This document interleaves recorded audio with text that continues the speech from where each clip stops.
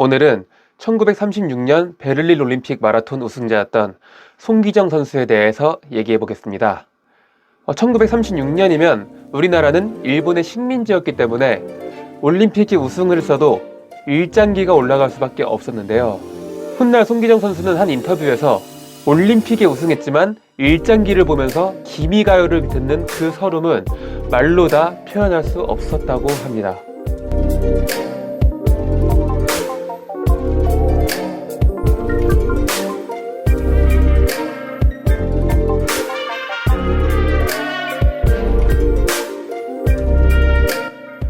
송기정 선수가 평생토록 원하던 것은 태극기를 단 마라톤 세계 우승자를 보는 것이었는데요.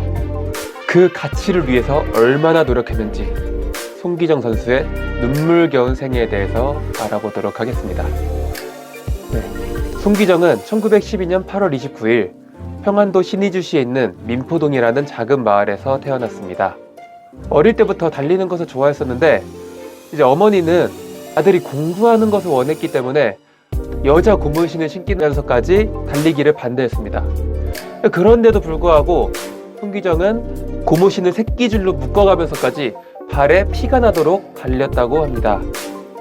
체육 시간에 일본인을 이기는 것은 항일의 한 방법이었고 꺾인 민족 자긍심을 세우는 어떤 방법이었습니다. 지금으로 치면 초등학교 5학년 시절 가을 운동회에서 어머니가 보러 왔다는 것을 듣게 된 송기정은 있는 힘껏 달려서 전교 1등을 차지했습니다.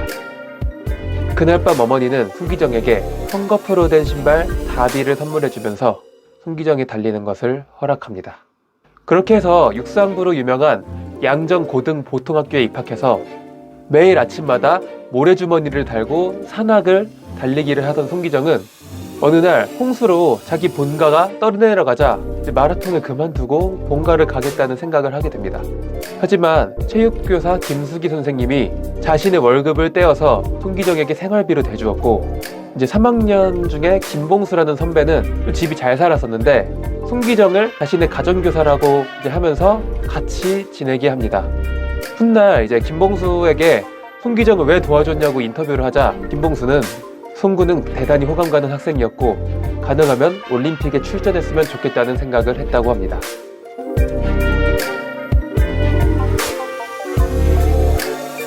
(1936년) 베를린 올림픽 마라톤 대표 선수 선발 과정이었습니다. 일단 송기정 선수는 연습 경기에서도 이미 마라톤 세계 신기록을 세울 만큼 대단한 경력을 가진 선수였기 때문에 송기정을 국가대표로 데려가지 않을 수가 없었습니다. 그래서 일본인이 데려갈 수 있는 국가대표 3명 중에 송기정을 제외한 2명을 일본인으로 채워서 가려고 했었는데 하필 대표 선발전에서 1위의 남승윤 선수, 2위의 송기정 선수가 랭크되자 일본은 굉장히 당황했다고 합니다.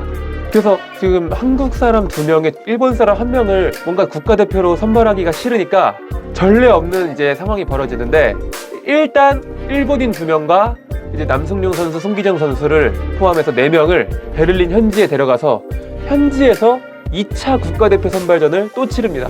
그러니까 자기네가 선발이 안 됐으니까 자기네들이 될 때까지 하겠다. 약간 이런 심산이었던 거죠.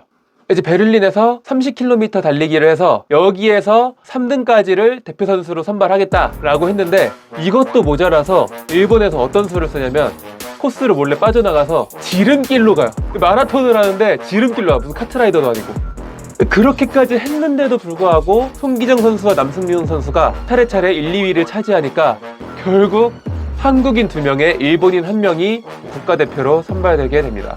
그러니까 아무리 야비한 수를 다 써봤는데도 실력으로 꺾으니까 어떻게 할 말이 없게 된 거죠. 네, 이제 올림픽에서는 모두가 아시다시피 송기정 선수가 영국의 하퍼 선수를 제치고 2시간 29분 19초라는 대기록을 세우게 됩니다. 이제 이기는 동양인 최초의 금메달이었고 심지어 우리의 남승용 선수도 3위를 차지하며 금메달과 동메달을 모두 한국 선수가 가져가게 됩니다.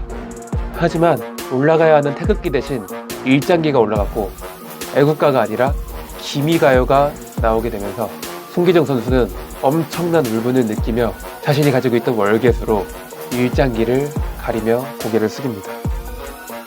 당시 금메달을 땄던 송기정 선수가 친구에게 보낸 엽서에는 세 글자, 슬프다라는 글자가 적혀져 알려져 있었습니다.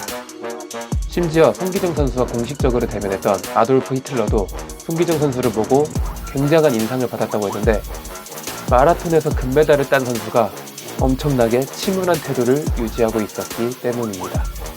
일본에서 금메달 축하연을 준비했지만 송기정과 남승용 선수는 참여하지 않았고, 인근에 있었던 안중근의 사촌 안봉근의 집에서 조촐한 축하연을 엽니다.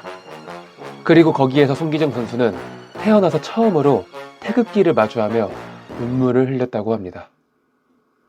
송기정은 어떻게든 자신이 일본인이 아니라 한국인이라는 것을 알리고 싶었습니다. 금메달을 딴 후에 일장기가 들어간 옷은 절대 입지 않았고, 공식 기자회견에서도 나는 일본인이 아니라 조선인이라는 얘기를 연신 반복합니다. 주변 사람들이 그건 굉장히 위험한 행위라고 말렸지만 송기정 선수는 아랑곳하지 않았습니다. 사인을 할 때도 분명하게 한글로 자신의 이름을 적었고, 항상 사인 옆에는 코리안이라는 글자를 적었습니다.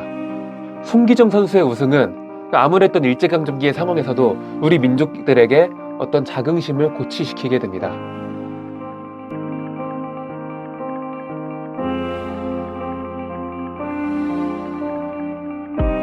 한편 동아일보의 이기룡 기자는 송기정 선수의 사진을 어떻게 입수해서 이상범 화백에게 보냅니다. 그래서 가슴 부분에 일장기를 손질해달라고 부탁하는데요. 그렇게 해서 1판은 총독부의 검열을 피하기 위해서 일장기가 달린 사진을 인쇄하고, 2판부터는 일장기가 말소된 수정된 사진을 인쇄했다고 합니다. 이 일로 동아일보는 9개월간 정관을 당하게 되고, 동아일보의 자매지였던 신동아는 무려 폐간을 당하게 되는데, 이런 것들을 감당할 만큼 송기정 선수의 우승이 우리 민족에게는 그만큼이나 소중했던 것입니다. 그렇게 베를린에서 돌아온 이후 송기정 선수는 일거수일투족을 일본의 감시를 받게 되고, 결국 그 이후에는 해방 때까지 평범한 은행원으로 지냈다고 한데요. 당시 송기정 선수와 만났던 김구 선생은 송기정 선수를 보고 3번 눈물을 흘렸다고 합니다.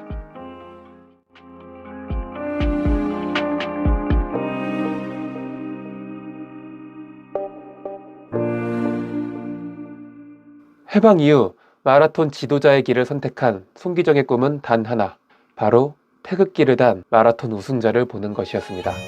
그렇게 결국 1947년에 이제 마라톤 대회에서 가장 권위 있는 대회인 보스턴 마라톤 대회에서 당당히 서윤복 선수를 1위로 만듭니다.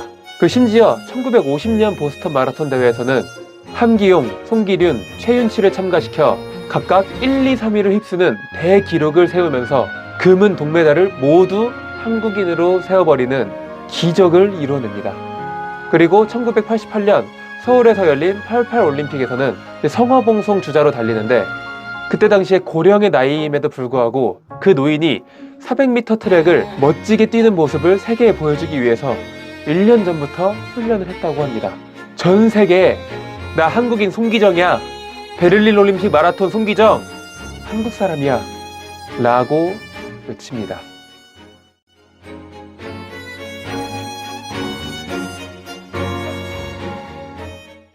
그리고 1992년 바르셀로나 올림픽에서 송기정 선수를 생각하면서 달렸다는 마라톤 선수가 있었으니 바로 황영조 선수였습니다. 황영조는 일본의 모리시타를 제치고 올림픽 마라톤에서 금메달을 차지했는데, 공교롭게도 이 날짜가 송기정 선수가 금메달을 땄던 날짜인 8월 9일과 같은 날짜였습니다.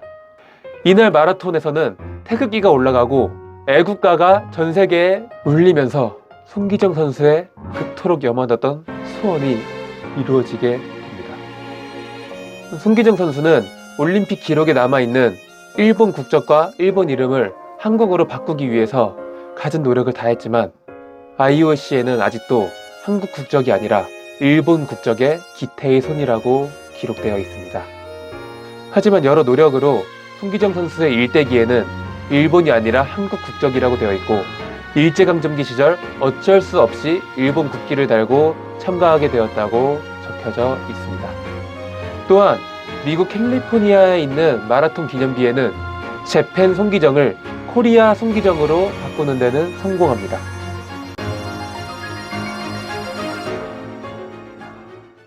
어쨌든 송기정 선수는 해방 이후에 지도자로서 자신이 못다했던 꿈을 다 이뤄냈을 뿐만이 아니라 1979년에는 자기가 가지고 있던 올림픽 기념자료 1,500여 점을 어린이회관에 기증해서 기념실을 만들기도 했습니다. 그리고 1986년에는 50년 만에 환원받은 그리스 청동투구를 기증해서 현재까지 국립중앙박물관에 전시되어 있습니다. 그 외에도 나라를 위해 도움 줄 수 있는 것은 이것밖에 없다면서 세무사를 불러 자신이 받은 상금을 최대한 많은 세금을 낼 수 있게 해달라고 합니다. 나라 없이 뛰었어도 그 기백은 살아있던 송기정 선수에게 국가가 가지는 의미는 누구보다 컸다고 할 수 있고, 그 국가에 대한 큰 애정과 더 큰 가치는 자신의 안위만을 생각하며 살았다면 절대 보지 못했을 어떤 큰 이상을 보게 했습니다. 여기까지 영상을 시청해주신 모든 분들에게 감사드리면서 여러분들 수고하셨습니다.